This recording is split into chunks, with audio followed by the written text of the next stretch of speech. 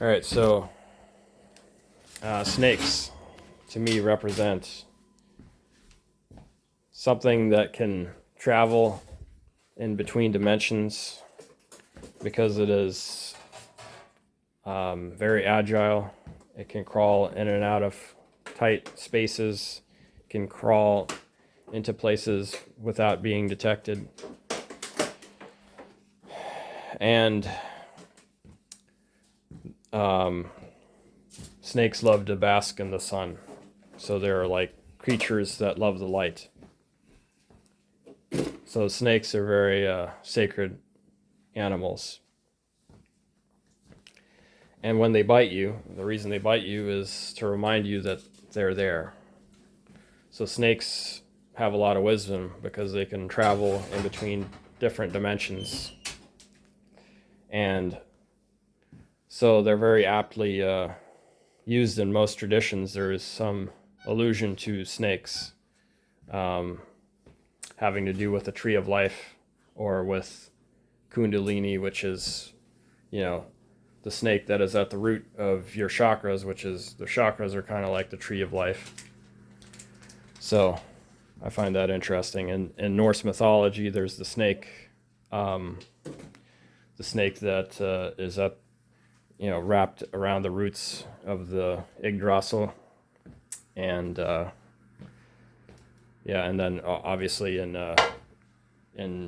Judeo-Christianity, there's the snake in the Garden of Eden. So also again a snake, sort of at the inception of something. So very interesting, very much like snakes. And then so the other animal in my dream was skunks, and so I was running through a forest with snakes and skunks, and I got bitten by a snake. So the skunks are like the snakes. Their smell, the snake's bite is to remind you that they're there, but then the skunk's